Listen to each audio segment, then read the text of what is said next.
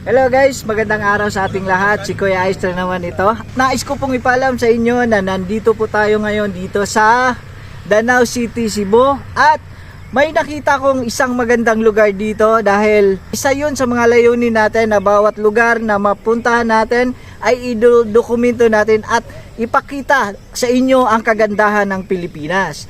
At excited akong ipakita sa inyo ang lugar na ito dahil sobrang namamangha ko. Pwede kayong mag-camping dito o kung ano mang gagawin ninyo dahil napakaganda, napakaaliwalas at sa mga taong mahilig sa kalikasan, ito ang lugar para sa inyo. Kaya panoorin nyo guys, ito ng video.